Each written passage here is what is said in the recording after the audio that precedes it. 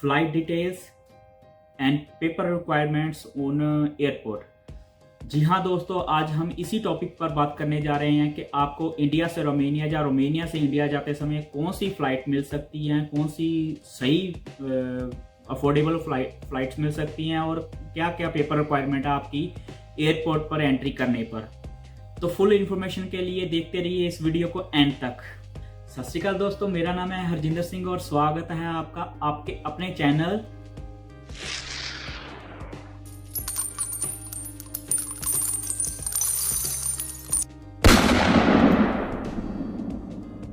Boundless Singh. तो दोस्तों, साल का एंड चल रहा है और कई लोग हैं जो इंडिया से रोमेनिया आ रहे हैं या रोमेनिया में हैं और इंडिया जा रहे हैं अपनी फैमिली से मिलने के लिए। तो मैंने सोचा कि ये एक इम्पोर्टेंट टॉपिक हो सकता है कि सब लोगों को बताया जाए कि कौन कौन सी फ़्लाइट उनको इजीली मिल सकती हैं और कौन कौन से पेपर रिक्वायरमेंट है एयरपोर्ट्स पर कोविड के टाइम में। तो दोस्तों, यहाँ पर मैं ये भी बात करना चाहूँगा कि हमारे काफ़ी सारे दोस्त हैं जो ऑनलाइन टिकट बुक करवाते हैं।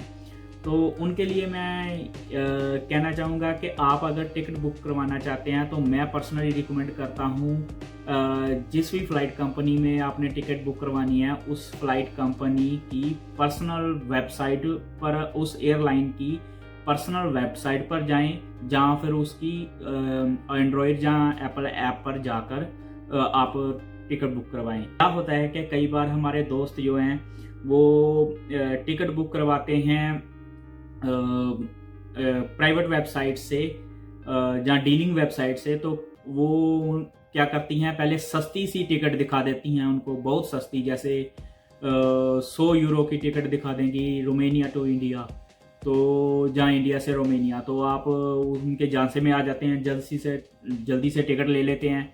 तो क्या होता है कि बाद में वो टिकट कैंसिल कर देती हैं और फिर बताती हैं आपको महंगी वाली टिकट और आपको बोलती हैं जहाँ तो आप टिकट करवा लो, नहीं तो अपने पैसे रिफंड करवा लो। और पैसे रिफंड करने का तो बहाना है, क्या रिफंड होगा, आपको एक वाउचर मिल जाएगा।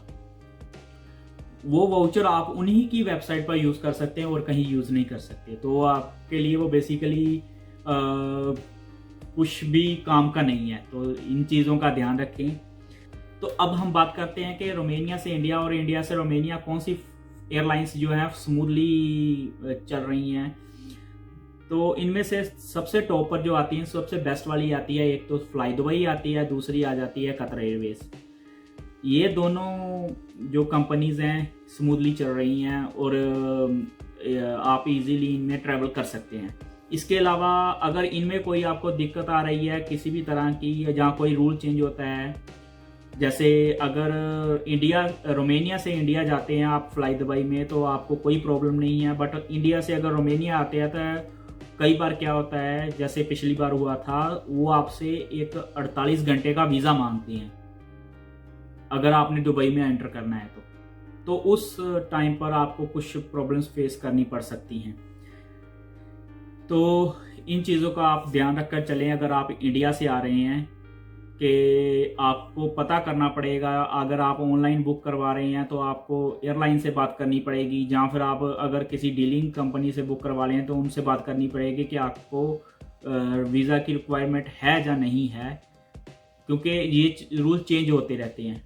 इनके अलावा कुछ और एयरलाइंस हैं जैसे एयर फ्रांस, KLM, एतिहाद, एमिरेट्स, लुफ्थहांसा, ये सब जो हैं एयरलाइन चल रही हैं इंडिया से रोमेनिया और रोमेनिया से इंडिया। बट इनकी टिकट काफ़ी ज़्यादा एक्सपेंसिव होती हैं, तो ज़्यादा लोग प्रेफर करते हैं कतर एयरवेज़ को या फिर फ्लाई दुबई को, जो कि सबसे बेस्ट रहती हैं कॉस्ट के हिसाब से भी और टाइमिंग के हिसाब से भी। और एक और मैं चीज़ कहना चाहूँगा कि आप कोशिश करें कि कभी भी 2 अलग अलग एयरलाइन की बुकिंग ना करवाएं, क्योंकि आपको पता है कि रोमेनिया से इंडिया कोई डायरेक्ट फ़्लाइट नहीं है जो सीधी बुकारेस्ट एयरपोर्ट रोमेनिया से उड़े और इंडिया पहुंच जाए, या दिल्ली से उड़े और सीधी रोमेनिया पहुंच जाए, ऐसी कोई भी फ़्लाइट नहीं है। आपको कनेक्टिंग एयरलाइन ही लेनी पड़ती है। तो आप कोशिश करें कि एक ही एयरलाइन की बुकिंग करवाएं फ़्लाइट की, कई बार क्या होता है कि हम ऑनलाइन वेबसाइट से, प्राइवेट वेबसाइट से बुकिंग करवाते हैं, उनको कोई मतलब नहीं है, आपको वीज़ा चाहिए, आपको क्या दिक्कत हो सकती है, कुछ नहीं। उन्होंने टिकट कर देनी है, 2 अलग एयरलाइन की कर दें, चाहे 2 अलग एयरपोर्ट की कर दे। आप देखेंगे कि ये सस्ती मिल रही है, बट वो सस्ती नहीं है, वो आपको काफ़ी ज़्यादा महंगी पड़ सकती हैं। तो ये चीज़ का ध्यान रखें कि 2 अलग अलग एयरलाइन की टिकट ना करवाएं, एक ही एयरलाइन की टिकट करवाएं, क्योंकि अगर 2 अलग अलग एयरलाइन होगी तो हो सकता है कि काफ़ी सारे चांसेस हैं आपको चेक इन चेक आउट करना पड़े, और उस सूरत में आपको वीज़ा भी लेना पड़ सकता है। तो एयरपोर्ट पहुंचकर आपको वीज़ा लेना पड़े तो काफ़ी प्रॉब्लम हो सकती है। तो इस चीज़ का भी ध्यान रखें। उसके बाद बात करते हैं एयरपोर्ट्स की। तो सबसे पहले बात करते हैं बुकारेस्ट एयरपोर्ट की। अगर आप रोमेनिया में हैं तो रोमेनिया से दिल्ली जाने के लिए आपको कौन कौन सी रिक्वायरमेंट चाहिए बुकारेस्ट एयरपोर्ट पर? ज़्यादा कुछ नहीं है। अगर तो आप किसी यूरोपियन कंट्री में जा रहे हो और एयरपोर्ट पर एंटर करते हो तो आपका सिर्फ अगर कोविड वैक्सीनेशन हुई है और आपके पास सर्टिफिकेट है तो आप इजीली मूव कर सकते हो, कोई प्रॉब्लम नहीं है। बट अगर आप किसी नॉन यूरोपियन कंट्री में जा रहे हो, जैसा कि इस केस में है, आपको इंडिया जाना है, जहाँ दुबई से होकर जाना है, जहाँ किसी और कनेक्टिंग फ्लाइट से होकर जाना है, तो आप इस चीज़ का ध्यान रखें कि जब आप एयरपोर्ट पर पहुँचो, आपके पास अगर कोविड वैक्सीनेशन है वो तो अच्छा है, उसके अलावा जो आपके पास RT-PCR की करंटली सैंपल लेकर की गई रिपोर्ट होनी चाहिए, जो ऑनलाइन भी हो, ताकि आपको आपकी जर्नी जो स्मूथली हो सके। पर अगर बात करें दिल्ली एयरपोर्ट की, तो आपके पास चाहे रोमेनिया की RT-PCR की रिपोर्ट है, चाहे आपके पास कोविड वैक्सीनेशन का सर्टिफिकेट है, आपका वो वहाँ पर कोविड टेस्ट करेंगे ही करेंगे। ये लॉजिक मुझे समझ नहीं आ रहा क्यों है, बट वो करेंगे ही करेंगे। शायद वो ज़्यादा सिक्योर होना चाहते हैं कि बाहर से कोई और केसेस ना आए, पर वो आपका टेस्ट करेंगे वहाँ पर। और इसके अलावा अगर आप रोमेनिया से इंडिया जा रहे हैं तो आपको पहले से 72 घंटे के अंदर अंदर 2 प्री अनाउंसमेंट फॉर्म जो है ऑनलाइन भरकर सबमिट करवाने पड़ेंगे। आपको अनाउंसमेंट करनी पड़ेगी कि आप आ रहे हो और आपके पास RT-PCR की रिपोर्ट है, और आप किस पर्पस के लिए आ रहे हो वो आपको मेंशन करना पड़ेगा, और आप कहाँ जाने वाले हो और कहाँ रहने वाले हो वो सारी जो डिटेल है उसमें भरनी पड़ेगी, और उसका एक प्रिंट आउट आपको अपने पास रखना पड़ेगा जो आप ये दिल्ली एयरपोर्ट पर उनको दिखा सको, वो चेक करेंगे।